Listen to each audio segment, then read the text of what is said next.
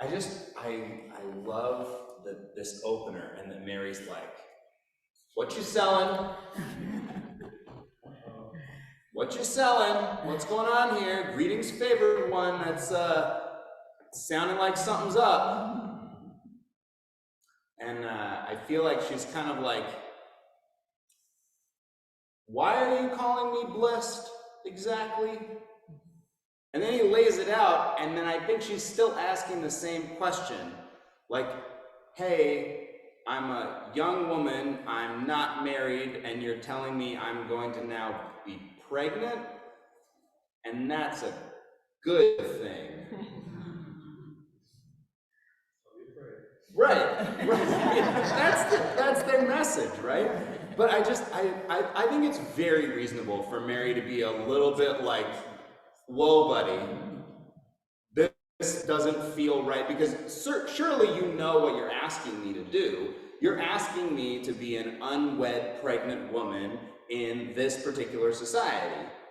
You're inviting me to go through 3 months of trying to figure out what to do, and then 6 months of basically being shunned and shamed and scorned by pretty much everybody.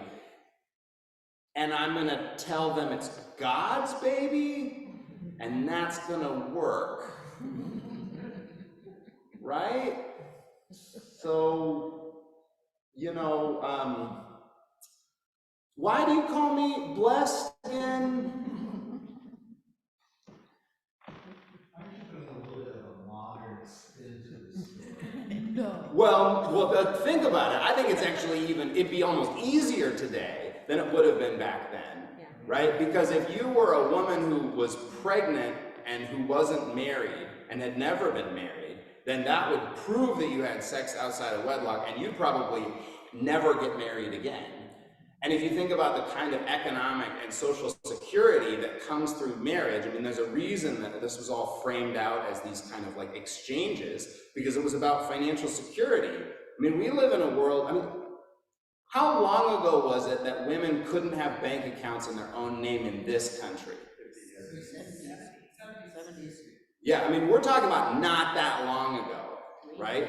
How long ago was it you couldn't own property? You couldn't receive an inheritance. You couldn't accuse your husband of domestic violence or sexual assault. I mean, like, it's not been that long in this country that it's been meaningfully different than it has been for thousands of years prior to that. So I don't think I'm putting a super modern spin on it. I think in modern times we might be like, yeah, go marry, go and do it yourself. I know multiple women who have not been partnered, not been married, decided to get pregnant and have a child.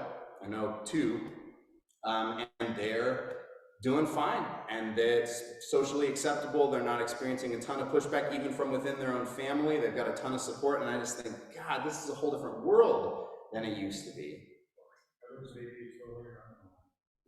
Blessed and loved by God, 100%. But yeah, right, and she's also a kid, right? So we're gonna assume Mary is like a teenager, right? But also you gotta remember too, you don't have to go back that many generations before people don't live to 50, really, right? And like half of women die in childbirth. Like, so getting pregnant at 14 is actually not this aberration in terms of all of human history. It's only today, as we live so much longer and have so many more kind of like opportunities to participate and create this security, that we kind of bumped all this stuff back. I mean, adolescence is a modern invention. It came into being in the 20th century. It didn't really exist before that as a concept.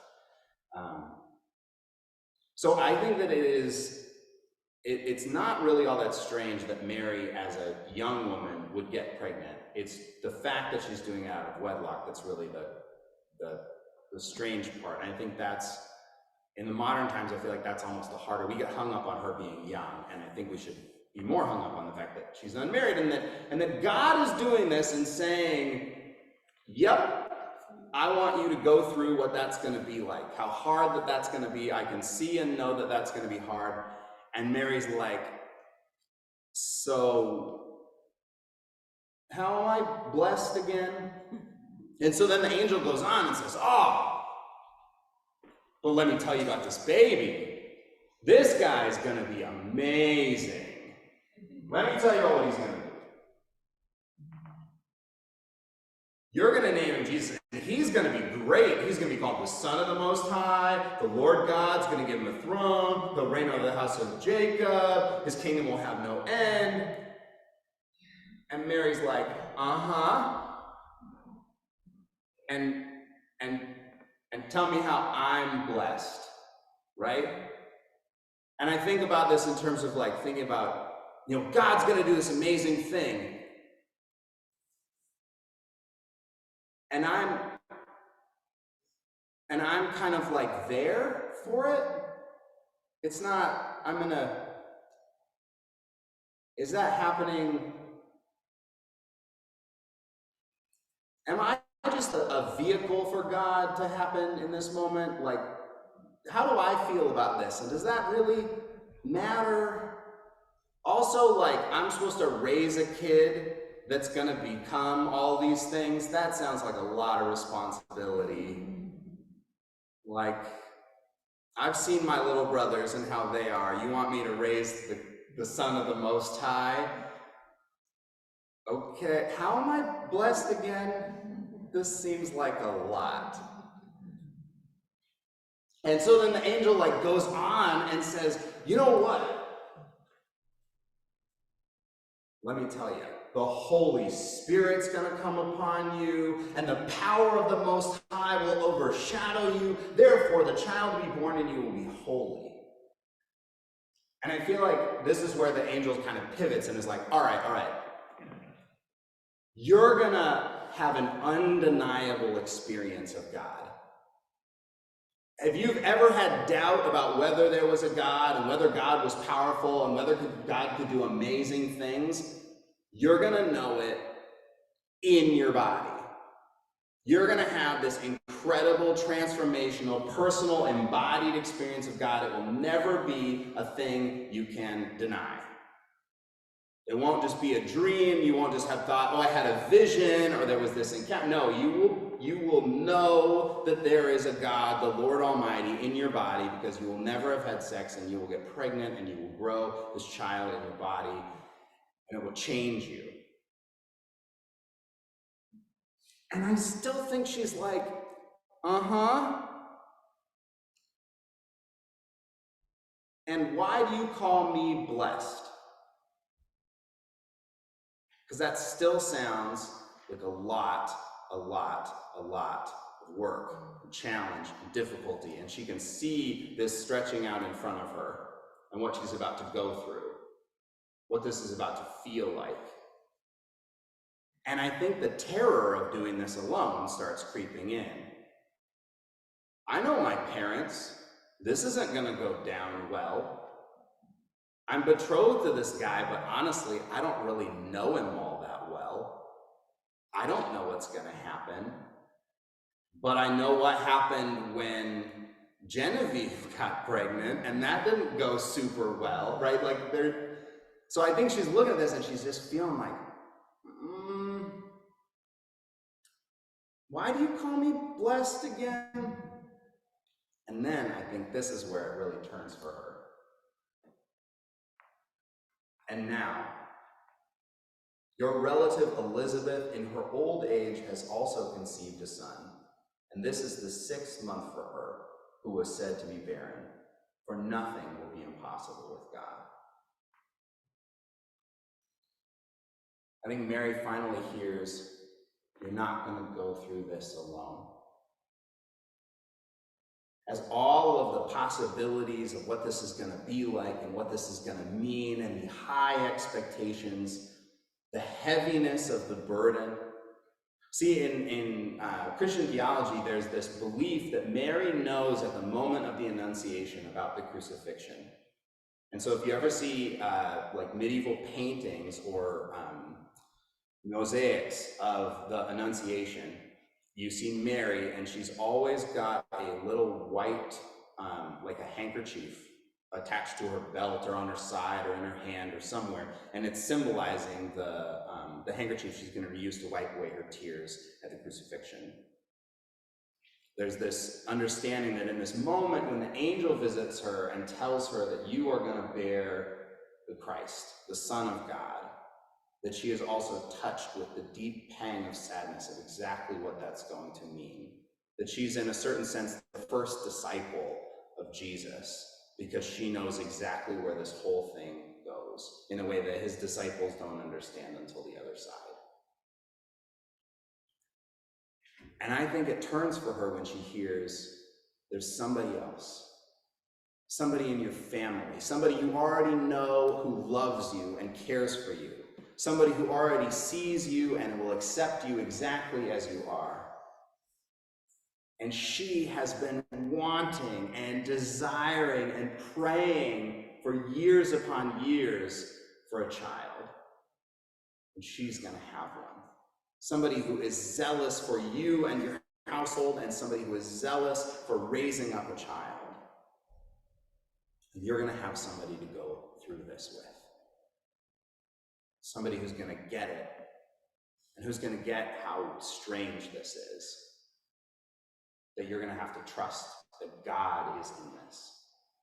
Somebody who's not going to question that. Somebody who's going to know God is at work in their body too, in their life too.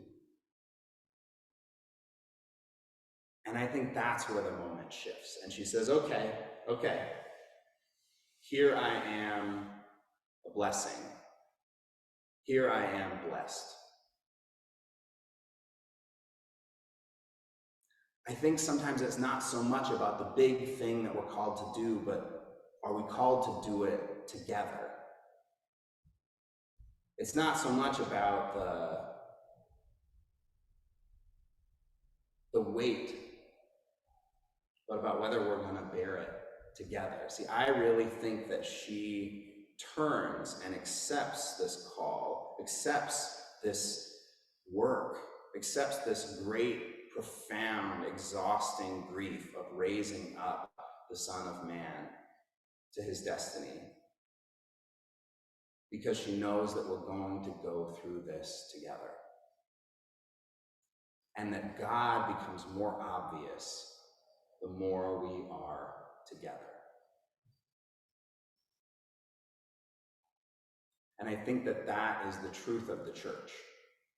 That sometimes we are a group of people who are going through something very difficult and scary and vulnerable, and we don't know who's going to go with us. We don't know who's going to be our ally, who's going to be our friend. We don't know who's still going to be family on the other side. And we're scared, and we're unsure, and we're brokenhearted.